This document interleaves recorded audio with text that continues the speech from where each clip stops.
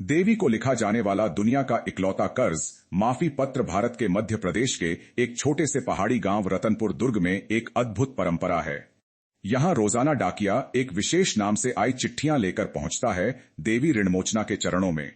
इन चिट्ठियों में न पैसा होता है, न कोई इच्छा, सिर्फ एक वाक्य लिखा होता है, मेरा बोझ हल्का कर दो माता। लोग विश्वास करते हैं कि यह वही स्थान है जहां द्वापर युग में एक असंभव चमत्कार हुआ था। कहानी शुरू होती है पांडवों के अज्ञातवास से।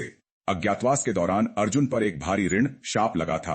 कहते हैं कि नागलोक में अर्जुन ने अनजाने में एक नाग कन्या को वचन दे दिया था और वह वचन अधूरा रह गया। नागराज ने अर्जुन को श्राप दिया, जब तक तुम अपना बोझ किसी देवी को नहीं सौंपोगे तब तक यह ऋण तुम्हें खाता रहेगा। अर्जुन इस बोझ से टूटने लगे। युद्ध कौशल होने के बावजूद उनका मन डरने लगा, ध्यान डगमगाने लगा। देवी से पहली भेंट रतनपुर की पहाड़ी पर भटकते भटकते एक दिन अर्जुन को एक तेजस्वी प्रकाश दिखाई दिया। चट्टान के बीचों बीच एक स्त्री मूर्ति स्वयं उभर आई, 3 आंखों वाली, हाथ में कमल और एक हाथ वरदान में उठा हुआ।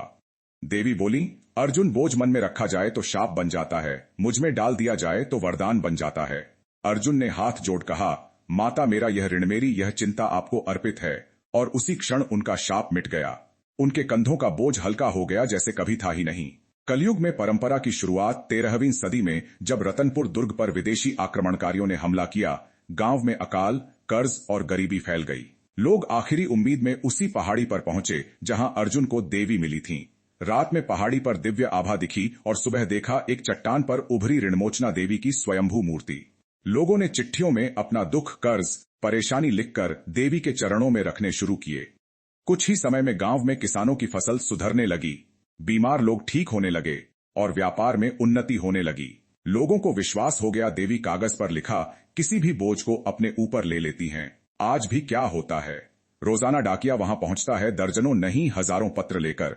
हर पत्र में यही लिखा होता है, माता, मेरे जीवन का ऋण हल्का कर दो। कभी किसान का कर्ज, कभी किसी का दिल का बोझ, कभी किसी का डर, तो कभी किसी की अधूरी प्रतिज्ञा। सब कुछ चिट्ठी में लिखकर देवी को भेजा जाता है। लोग कहते हैं, यहां भेजी गई चिट्ठी कभी खाली नहीं जाती। और इस तरह रतनपुर दुर्ग दुनिया की इकलौती ऐसी जगह बन गई जहां देवी को बोझ मुक्ति की चिट्ठियां भेजी जाती हैं।